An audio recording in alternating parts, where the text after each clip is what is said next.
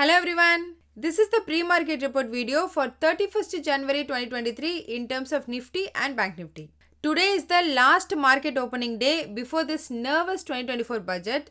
Even yesterday too, the Indian market was really very volatile. Yesterday, Nifty opened a gap down of 60 points. Within 5 minutes, it dropped another 80 points, and in the next 15 minutes, it increased by 240 points and reached the day's high of 17,700 mark. However, after that, it continues to slide down around 300 points till 2 pm. Then again in the last 1.5 hours, it increased by 250 points. Basically, it's really like a roller coaster ride, huge volatility in one single day. Anyway, in the end, it closed marginally positive. Regarding Adani Group's loss in the last 3 trading sessions, it increased from around 4 lakh crore rupees to 5.6 lakh crore rupees now. Then sector-wise, IT, tech and telecom increased around 0.7 to 1%. On the other side, utilities, power and oil and gas were down by around 5%. And for the consecutive day, FII net sold over 5,000 crore rupees. Yesterday, FII net sold shares worth approximately 6,800 crore rupees and DII net bought shares worth approximately 5,500 crore rupees. Then, after our market hours, US market opened approximately 0.5% gap down. But most of the day, it just continues to slide and closed significantly negative. Actually, last night, there was no overall bad news. It's just pure profit booking in the US market. For example, if we see S&P 500 before last night, it increased over 6% year to date, whereas Nasdaq increased by near 12%.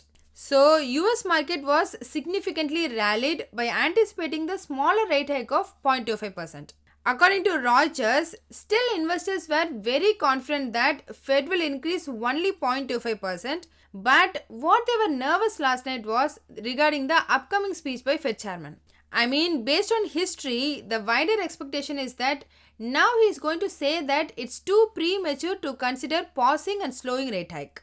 And there are some fear among the investors that he might increase the peak interest rate hike to around 5 to 5.5%. Additionally, 4 out of 5 big tech companies' earnings are due to release this week.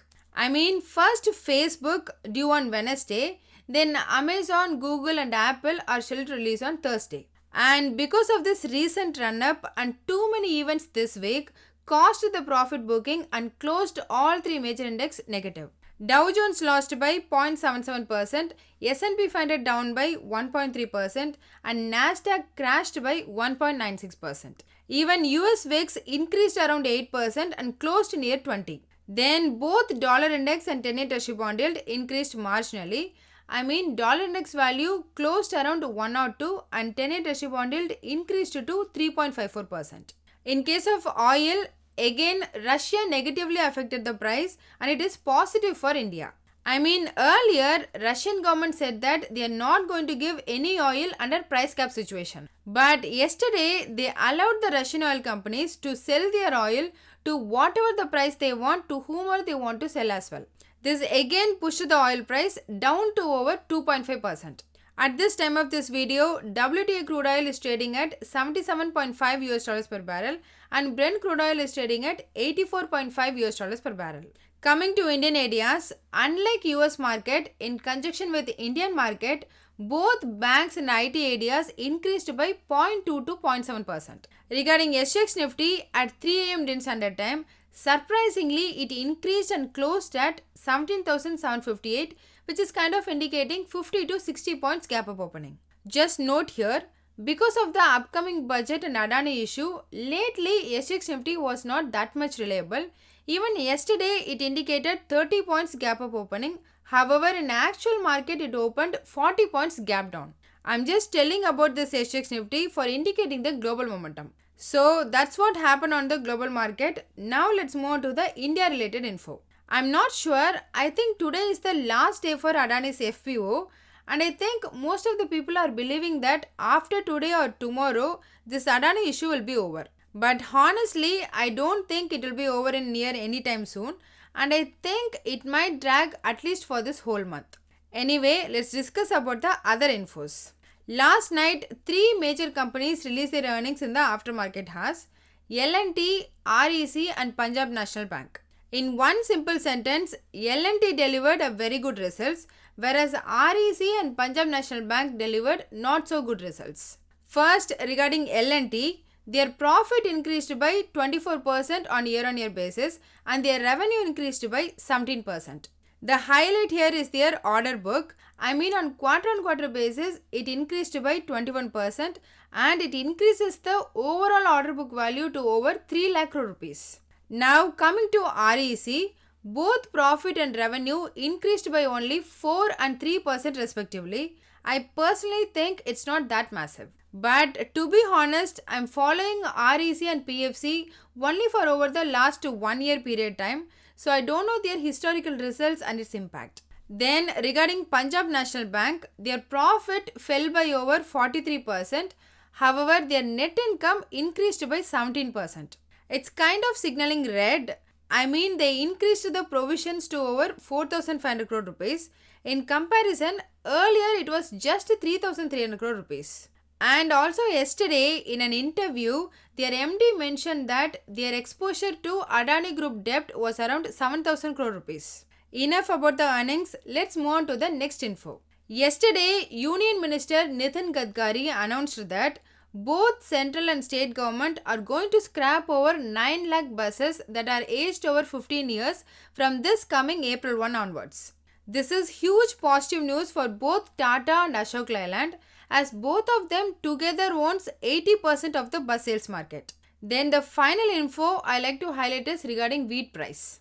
I didn't know earlier, but apparently last week wheat price reached the all-time high.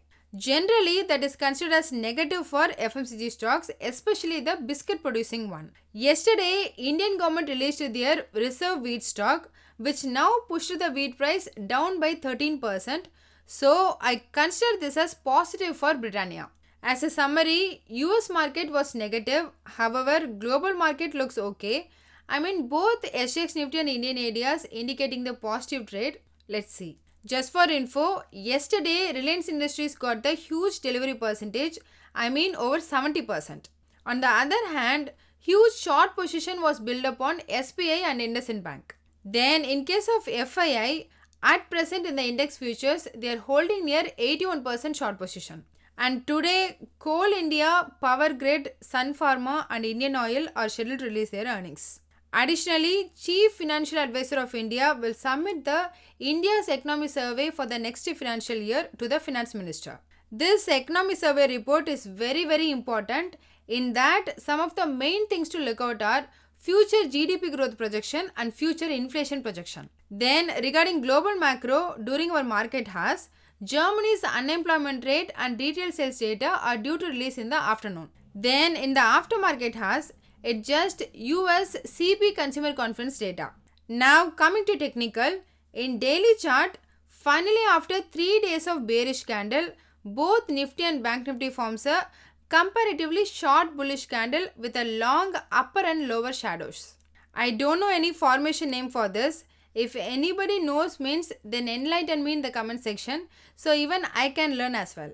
This long upper and lower shadows indicating the volatility in the market. Here we can call this as a trend reversal only if Nifty moves decisively above 17,800 means. Till that time it's kind of indicating the short term weakness. Regarding moving averages for Nifty on daily chart, it's same as yesterday. At present, it's still trading below 5, 10, 20, 50 and 100 days simple moving average. So as a summary, it's a strong sell signal. Then in case of technical indicator summary, that too same strong sell signal.